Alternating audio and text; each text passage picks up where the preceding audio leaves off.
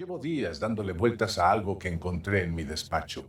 Era una tarde de lunes. Estaba ordenando la estantería del fondo, esa que acumula durante años los papeles que uno no sabe si tirar ni sabe dónde poner, carpetas con trabajos de alumnos que ya no recuerda haberle devuelto, fotocopias de artículos que pensó que algún día necesitaría y que nunca necesitó.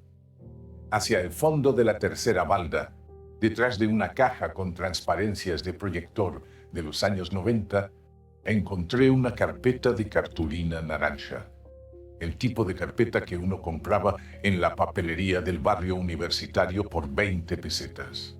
Tenía mi letra encima, con bolígrafo azul. Física segundo, 2002-2003. Primer cuatrimestre. La abrí.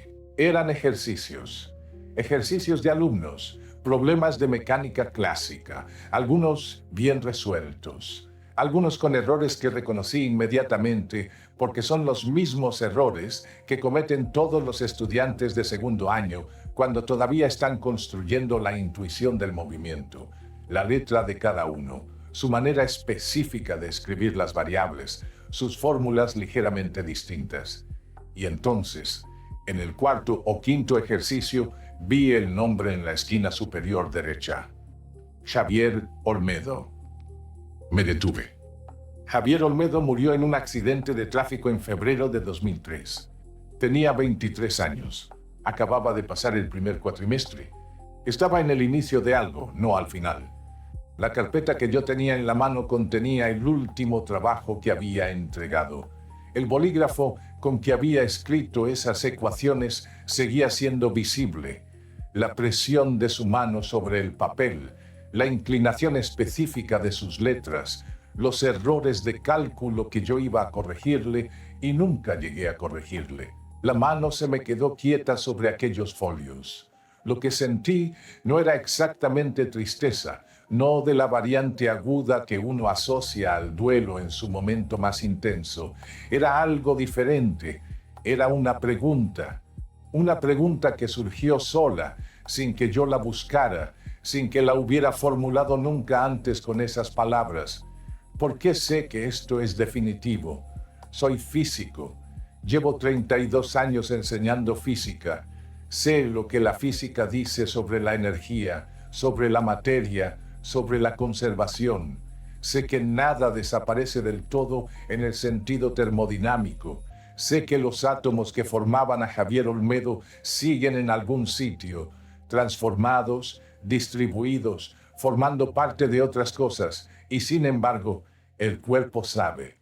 El cuerpo sabe que esos folios son definitivos de una manera que la física no puede capturar del todo. El cuerpo sabe que el chico de 23 años que escribió esas ecuaciones no va a volver a escribir ninguna otra. ¿Por qué? Porque si la muerte es el proceso más natural de todo lo que existe, si cada célula muere, si cada estrella muere, si la física entera parece diseñada sobre el principio de que todo lo que existe eventualmente deja de estar en la forma en que estaba, el cuerpo humano y el alma humana se niegan a aceptarlo como algo simplemente natural. Eso es lo que quiero examinar esta noche. No si hay vida después de la muerte. No qué ocurre con la conciencia cuando el cerebro se detiene. Esa pregunta ya la hemos recorrido en este canal desde varios ángulos. La pregunta de esta noche es diferente.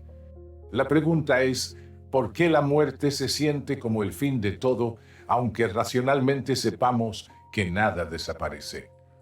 ¿Por qué la razón puede aceptar la muerte como hecho natural, mientras el cuerpo y el alma se niegan a soltar?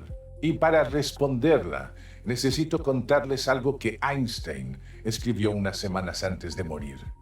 Algo que no he usado en este canal hasta ahora. Algo que, cuando lo leí por primera vez, me pareció la descripción más honesta que existe de la condición humana ante la muerte. Pero primero necesito plantear el problema en toda su magnitud. La muerte es, desde el punto de vista de la biología, el proceso más eficiente que existe. Cada célula del organismo humano tiene una vida programada. los glóbulos rojos duran unos 120 días. Las células de la piel se renuevan completamente cada 2 o 3 semanas. Las neuronas del cerebro son de las más longevas, pero también eventualmente mueren. Y la muerte celular no es un accidente ni un fallo del sistema, es el mecanismo que permite la renovación. Es lo que hace que un organismo funcione a lo largo del tiempo. Más allá del organismo individual, la muerte cumple una función todavía más clara en la escala de la evolución. Sin la muerte de los individuos, no hay presión de selección. Sin presión de selección, no hay adaptación. Sin adaptación, no hay evolución. La muerte de los individuos es literalmente el motor de la complejidad de la vida. Sin ella, ninguno de nosotros estaría aquí. Las estrellas mueren.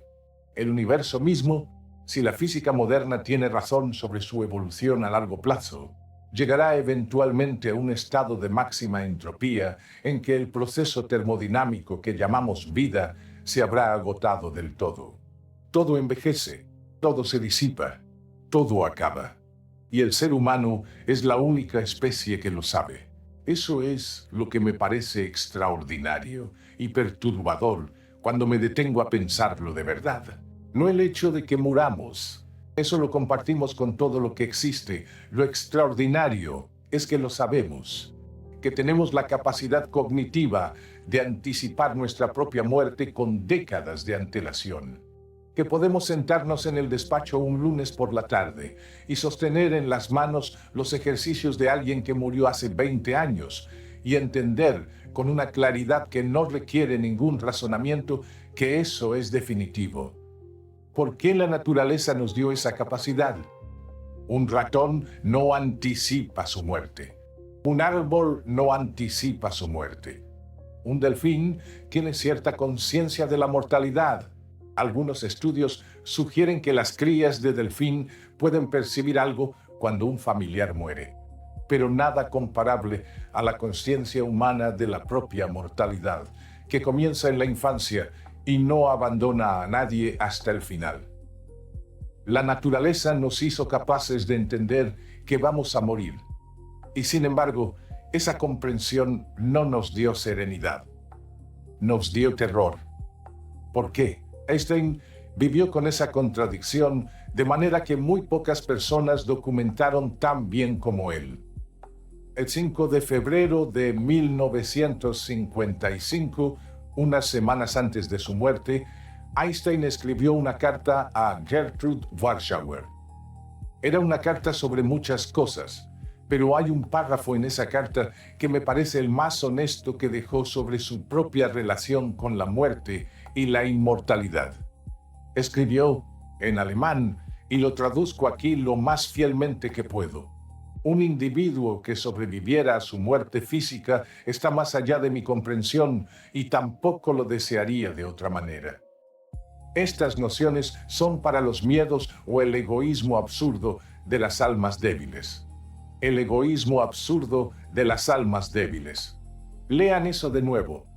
Einstein está rechazando explícitamente la inmortalidad individual, no como hipótesis científicamente sin fundamento, como expresión de debilidad moral, como egoísmo, el deseo de que yo, específicamente yo, continúe existiendo más allá del tiempo que la naturaleza me asignó. Es una posición filosófica extraordinariamente fuerte. Y viene de alguien que estaba escribiéndola unas semanas antes de que le diagnosticaran el agravamiento del aneurisma aórtico que finalmente lo mató.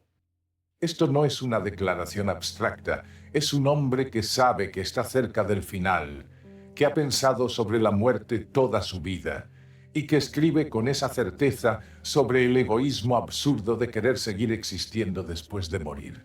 Hay una segunda cita de Einstein sobre la muerte que también he verificado y que quiero poner junto a la anterior, porque la tensión entre las dos es, creo, el corazón de lo que quiero decirles esta noche. Einstein escribió, en una fuente compilada verificada, algo sobre lo que llamó el juego que la naturaleza juega con nosotros. Escribió algo así: he envejecido yo también y he llegado a considerar la muerte como una vieja deuda que hay que saldar por fin. Y sin embargo, instintivamente, uno hace todo lo posible por retrasar este último cumplimiento. Así es el juego que la naturaleza juega con nosotros. Así es el juego que la naturaleza juega con nosotros. Un hombre que intelectualmente acepta la muerte como deuda legítima, que rechaza la inmortalidad individual como egoísmo absurdo, que ha construido toda una posición filosófica sobre la muerte como parte natural del orden de las cosas, y que instintivamente hace todo lo posible por retrasar ese último cumplimiento, no como inconsistencia, como descripción honesta de la condición humana en su nivel más profundo. El 18 de abril de 1955, Einstein murió en el hospital de Princeton. Tenía 76 años. El aneurisma aórtico, que llevaba meses siendo vigilado, se había roto. Los médicos le ofrecieron cirugía de urgencia. Einstein la rechazó. Sus palabras exactas, según el registro disponible, fueron algo así: es de mal gusto prolongar la vida artificialmente. He hecho mi parte. Es el momento de irme. Lo haré con elegancia. Lo haré con elegancia. Y aún así, esa misma noche, en la cama del hospital, Einstein trabajó. Los papeles que estaban sobre su mesilla de noche cuando murió eran cálculos de la teoría del campo unificado, el proyecto que había perseguido durante décadas sin lograrlo. Ecuaciones incompletas, preguntas sin responder. El hombre que dijo que haría su muerte con elegancia, murió con la misma deuda sin saldar con la que había vivido. Eso no es incoherencia, eso no es hipocresía, eso es la condición humana en su expresión más honesta. La razón acepta la muerte. El cuerpo, el alma, la atención, la voluntad, siguen orientadas hacia lo incompleto. Siguen buscando el siguiente paso. Siguen sin poder soltar. Sostengo los ejercicios de Javier Olmedo en las manos y mi cuerpo sabe que esto es definitivo.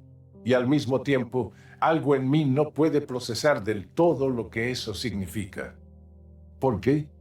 Para responder a esa pregunta, necesito hacer un rodeo por la neurociencia. No para alejarme del tema, sino porque hay algo que la ciencia de los últimos años ha encontrado sobre el funcionamiento del cerebro humano ante la muerte, que me parece indispensable para entender por qué la muerte se siente como el fin de todo, aunque racionalmente sabemos que nada termina del todo. El primer elemento es la amígdala. La amígdala es el centro de procesamiento del miedo y la amenaza en el cerebro.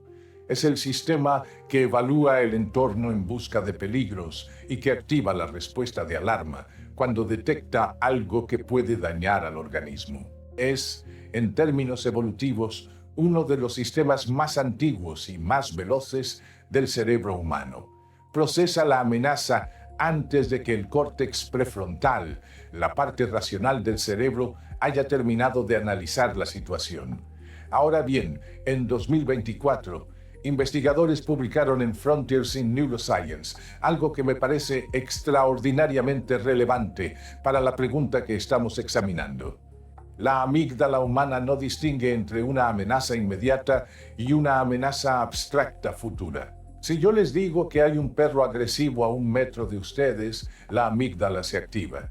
Si les digo que eventualmente, en algún momento, en los próximos 30 o 40 años, van a morir, la amígdala se activa exactamente de la misma manera, con la misma intensidad, con los mismos marcadores bioquímicos, con la misma señal de amenaza en tiempo real. El sistema de alarma más primitivo del cerebro no puede distinguir entre morir ahora y morir en el futuro. Para ese sistema, la muerte es siempre una amenaza presente, siempre inminente, siempre requiriendo respuesta. Eso explica algo que nunca he podido entender del todo desde la razón pura. ¿Por qué una persona de 60 años, completamente sana, puede despertar a las 3 de la madrugada con el corazón acelerado pensando en la propia muerte. No hay nada específico que haya desencadenado ese pensamiento. Simplemente la conciencia de la propia mortalidad, activada por algún proceso que el sueño dejó sin supervisión racional. Y con esa conciencia, el mismo tipo de respuesta fisiológica que ante una amenaza real. La amígdala no procesa la muerte en tiempo futuro, la procesa en tiempo presente. Y por eso el terror no responde a los argumentos racionales de que la muerte es natural, de que es parte del orden de las cosas, de que la física nos dice que nada desaparece del todo. El sistema que procesa el terror no habla el idioma de los argumentos racionales.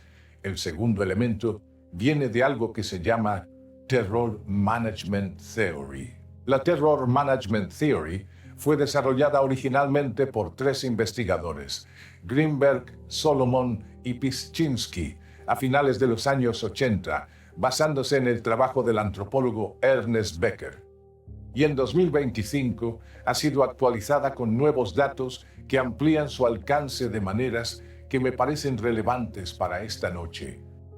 La teoría sostiene que la conciencia humana de la propia mortalidad genera una ansiedad tan profunda, tan estructural, que los seres humanos construyen toda su arquitectura psicológica, cultural y social alrededor del manejo de esa ansiedad.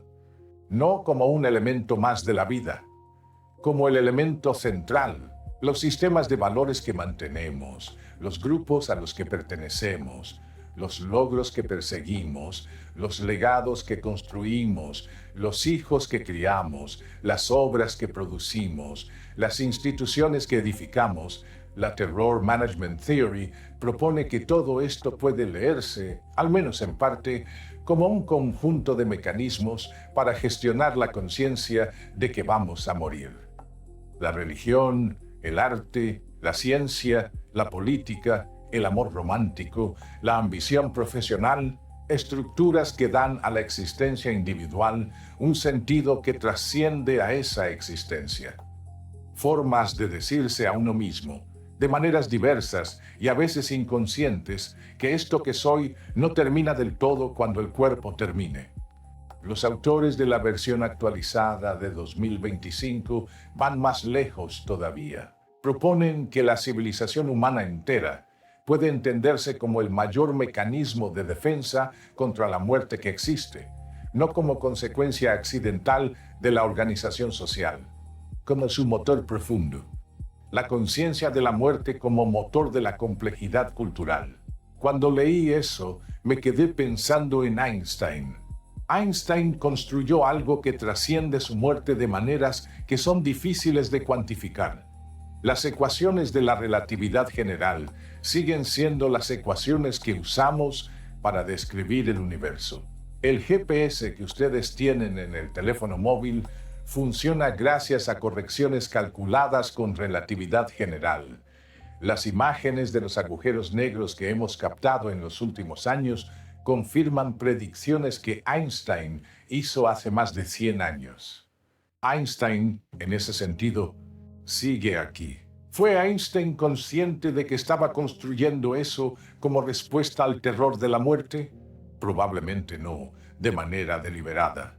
Pero lo que la Terror Management Theory sugiere es que esa construcción de legado, esa orientación hacia algo que trasciende al individuo, es el mecanismo psicológico universal con que los seres humanos responden a la conciencia de su propia mortalidad.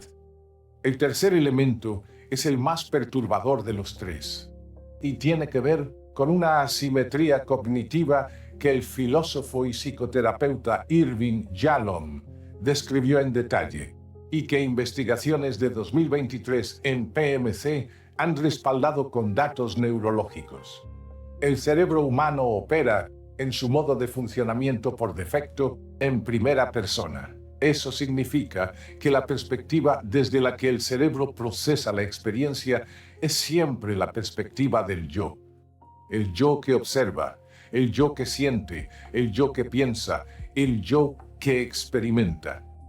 Esa perspectiva de primera persona es tan fundamental que el cerebro no tiene un modo alternativo de acceso directo. Y eso genera algo que me parece extraordinario cuando lo pienso en detalle. Es posible imaginar el mundo sin uno mismo. Puedo imaginar esta habitación vacía. Puedo imaginar el departamento de física funcionando con otro profesor. Puedo imaginar el futuro en que las personas que ahora están aquí ya no estarán. Eso no es difícil de imaginar. Lo que es literalmente imposible es imaginar el cese de la propia experiencia subjetiva desde dentro de esa experiencia. No puedo imaginarme no siendo. Puedo imaginar el momento antes de dormirme. Puedo imaginar el estado de anestesia general. Pero esos no son el cese de la conciencia. Son simplemente estados alterados desde los que se puede volver. La idea del fin absoluto de la experiencia desde la perspectiva de quien la tiene es cognitivamente inaccesible.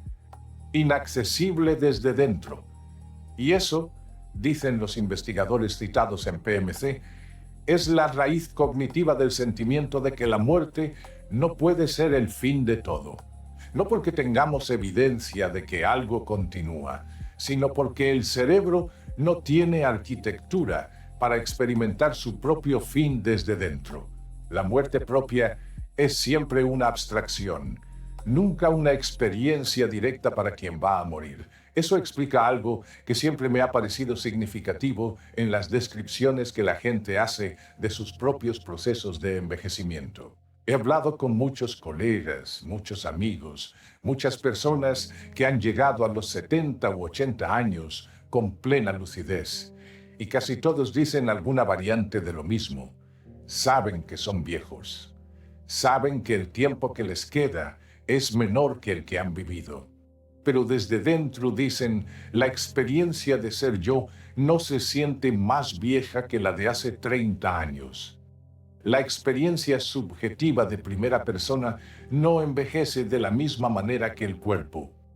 El yo interior tiene siempre la misma edad que cuando empezó a ser consciente de sí mismo. Eso no es autoengaño. Es la arquitectura de la conciencia. El yo de primera persona no tiene acceso directo a su propio envejecimiento. Solo lo percibe de manera indirecta, a través del cuerpo que envejece, a través de la memoria de lo que ya no puede hacer, a través de los espejos y las miradas de los demás. Desde dentro hay algo que no siente que vaya a terminar. Eso, creo, es la respuesta más profunda a la pregunta con que empecé esta noche. La muerte se siente como el fin de todo porque el yo de primera persona no puede imaginar su propio fin. El sistema cognitivo que procesa la experiencia subjetiva no tiene acceso a la posibilidad de su propio cese. Por eso el terror a la muerte no responde a los argumentos racionales sobre lo natural de la muerte. Por eso Einstein podía escribir sobre la deuda que hay que saldar con toda la serenidad filosófica del mundo e instintivamente hacer todo lo posible por retrasar ese último cumplimiento. La razón acepta la muerte. El yo de primera persona no puede. Hay una dimensión de esta pregunta que me parece importante y que la respuesta puramente neurológica no agota del todo. La respuesta neurocientífica dice, el cerebro está diseñado de tal manera que no puede imaginar su propio fin desde dentro. Por eso la muerte se siente como algo que no puede ser el fin. Es una limitación de la arquitectura cognitiva. El terror es la señal de alarma de un sistema que no puede procesar la amenaza final de la misma manera que procesa las amenazas reversibles. Esa respuesta es correcta y es incompleta, porque hay algo en la resistencia humana a la muerte que no es solo terror de la amígdala. Es algo más parecido a lo que Einstein llamaba el apego al yo, a la historia que uno ha construido, a las relaciones que no han terminado de desplegarse, a las preguntas que no han encontrado respuesta todavía. Los ejercicios de Javier Olmedo en mis manos no producen en mí terror a mi propia muerte. Producen algo diferente. producen la sensación de que algo se interrumpió, que no tenía que interrumpirse todavía, que había algo que hubiera seguido desarrollándose, que la energía de ese chico de 23 años con su bolígrafo y sus errores de cálculo apuntaba hacia algo que no pudo ser. Eso no es terror.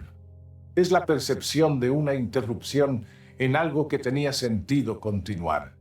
Y me parece que esa percepción es diferente del terror cognitivo que la amígdala produce ante la amenaza abstracta de la propia muerte. Es algo más específico. Es la respuesta al hecho de que las cosas que importan rara vez han terminado cuando la vida se interrumpe. Einstein murió con las ecuaciones incompletas sobre la mesilla. No porque tuviera miedo de morir, sino porque la pregunta que le importaba no había encontrado respuesta todavía. Javier Olmedo murió con sus ejercicios de física sin corregir. No porque tuviera miedo de morir, sino porque su aprendizaje no había terminado. Lo natural no es siempre lo que parece terminado. Y la resistencia humana a la muerte no siempre es terror. A veces es simplemente el reconocimiento de que las cosas incompletas deberían poder completarse. Quiero hablar de algo que la ciencia más reciente está documentando sobre lo que ocurre en los últimos momentos de la vida, porque me parece que arroja algo específico sobre la pregunta que estamos examinando. La Universidad de Virginia ha estado investigando en 2024 y 2025 un fenómeno que los médicos de cuidados paliativos conocen desde hace décadas, pero que la neurociencia todavía no puede explicar del todo. Se llama lucidez terminal. Hay pacientes con demencia avanzada, personas que llevan años sin reconocer a sus familiares, personas cuya memoria, cuya capacidad de comunicación, cuya coherencia cognitiva ha sido destruida de manera progresiva por la enfermedad hasta el punto en que parecen haber perdido todo acceso a quiénes son y quiénes fueron. Y en sus últimas horas, algunos de estos pacientes despiertan, reconocen a sus familias, llaman a las personas por su nombre, tienen conversaciones coherentes, expresan cosas que no podrían haber recordado hace días ni semanas, y luego mueren. Los investigadores de Virginia están tratando de entender qué mecanismo neurológico puede producir eso. No tienen todavía una respuesta satisfactoria. El cerebro dañado por la demencia no debería tener recursos para esa recuperación repentina. Los tejidos que produjeron ese daño siguen ahí. Lo que sí han documentado es el patrón, la frecuencia con que ocurre, y lo que dicen los pacientes en esas horas. Con mucha frecuencia, los pacientes en estado de lucidez terminal expresan serenidad, no terror, algo que los investigadores describen, con la precaución que corresponde, como parecido a la aceptación, como si hubiera un mecanismo que el organismo activa en los últimos estadios, que la muerte súbita no activa, como si hubiera, en algunos casos, algo que se parece a un cierre, diferenciado completamente del estudio de Southampton sobre activación cerebral en el umbral de la muerte, que examinamos en otro video. Esto es algo diferente, no sobre lo que ocurre en el momento exacto del cese, sino sobre lo que puede ocurrir en las horas anteriores, sobre la posibilidad de que el organismo tenga recursos que no usamos durante la mayor parte de la vida y que emergen en ese momento específico. No sé qué hacer con eso todavía. No creo que nadie lo sepa del todo, pero lo que me parece relevante para la pregunta de esta noche es esto. Si hay un mecanismo de cierre que la muerte súbita no activa y que la muerte más lenta puede activar, entonces hay algo en el proceso de morir que no es simplemente el apagado mecánico de un sistema. Hay algo que el sistema hace en ese proceso que no hace en ningún otro momento. ¿Qué es eso? No lo sé. La neurociencia tampoco lo sabe todavía, pero me parece significativo que ese mecanismo exista. y me parece que tiene algo que decirle a la pregunta de por qué la muerte se siente como el fin de todo. Quizás lo que llamamos el fin de todo desde fuera tiene desde dentro una estructura diferente. Quizás el sistema tiene recursos para ese proceso que no son visibles desde la perspectiva del espectador. Quizás Einstein, en las últimas horas del 18 de abril de 1955, con sus ecuaciones sobre la mesilla y el aneurisma que no había querido operar, tenía acceso a algo que nosotros, mirando desde fuera, no podemos ver. Quiero volver a la pregunta que planteé al principio y articularla de manera diferente. La pregunta del título dice: si morir es natural, ¿por qué sentimos que es el fin de todo? He dado 3 respuestas distintas y quiero ser honesto sobre lo que cada una de ellas explica y lo que no explica. La primera respuesta, la neurocientífica, dice que la amígdala no distingue entre la muerte futura y la amenaza presente, que el sistema de alarma trata la conciencia de la mortalidad como una emergencia en tiempo real, que por eso el terror no responde a los argumentos racionales sobre lo natural de la muerte. Esa respuesta explica el terror, no explica la resistencia. La segunda respuesta, la de la Terror Management Theory, dice que los seres humanos construyen todo su sistema de valores, logros y legado como respuesta a la conciencia de la propia mortalidad. Que la civilización entera puede leerse como un mecanismo de defensa contra el terror de morir. Esa respuesta explica por qué producimos, construimos, amamos, creamos.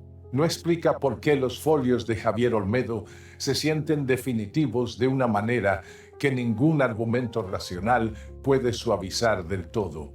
La tercera respuesta, la de la asimetría cognitiva, dice que el yo de primera persona no tiene arquitectura para imaginar su propio cese, que desde dentro la conciencia no puede experimentar su propia ausencia, que por eso el fin de todo parece siempre algo que no puede ser el fin de todo.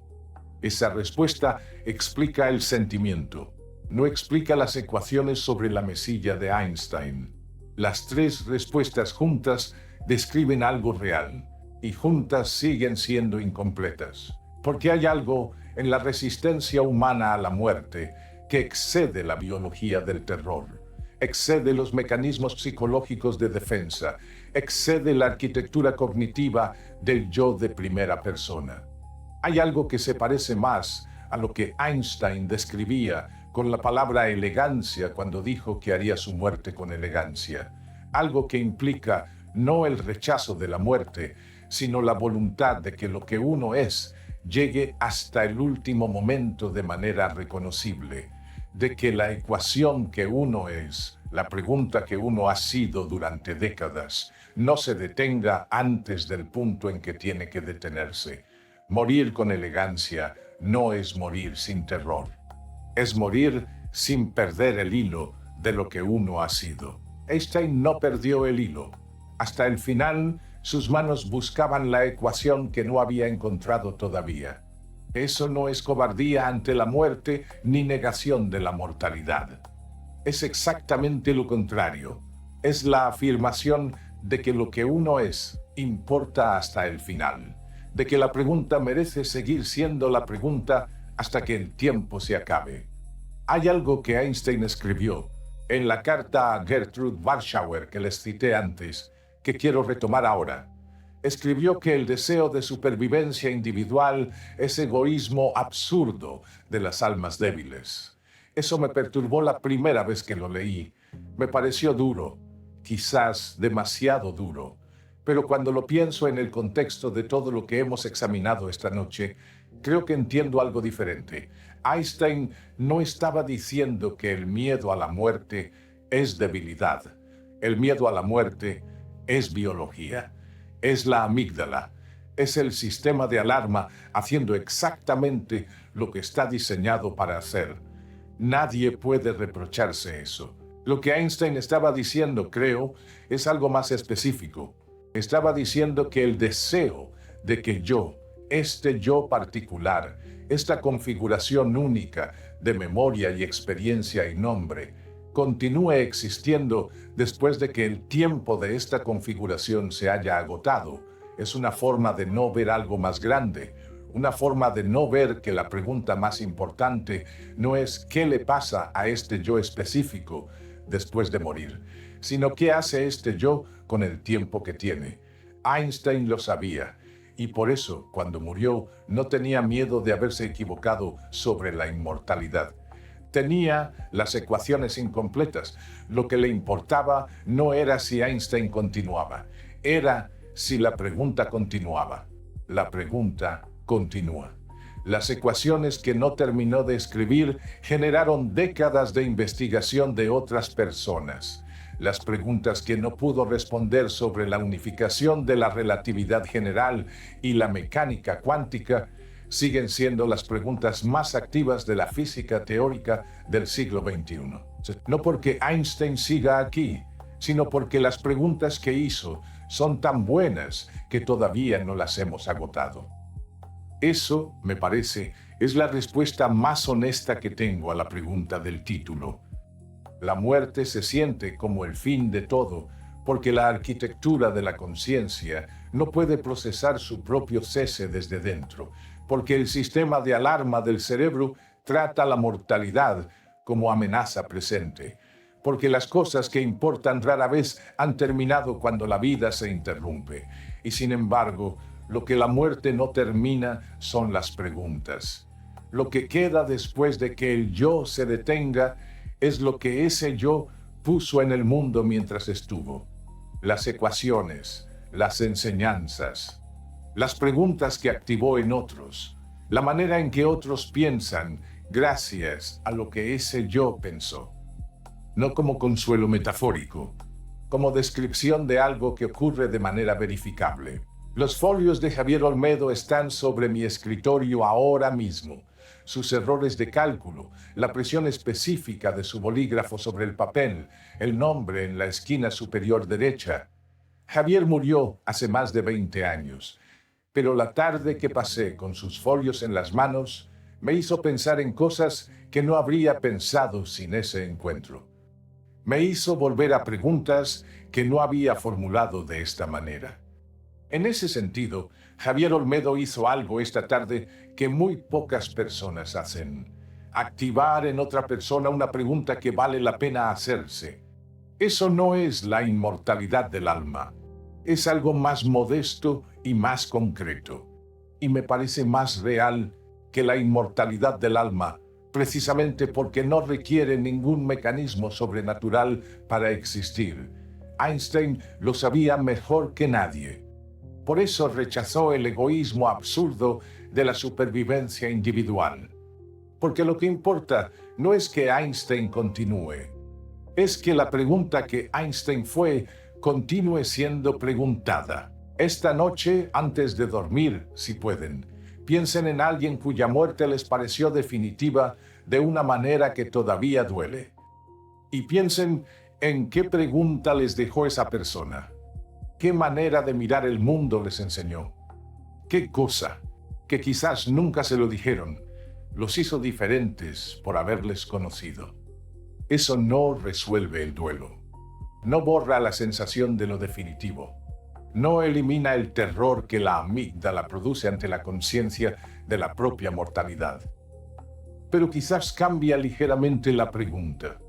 ¿De qué le pasa a esa persona después de morir? ¿A qué puso esa persona en el mundo mientras estuvo? Y si esa pregunta cambia algo, aunque sea un poco, en la manera en que uno piensa sobre su propio tiempo, sobre lo que uno está poniendo en el mundo mientras está, entonces quizás la resistencia humana a la muerte tiene un sentido que va más allá de la biología del terror. No para siempre, por el tiempo que tengamos. Cuídense esta noche y no dejen de hacerse preguntas.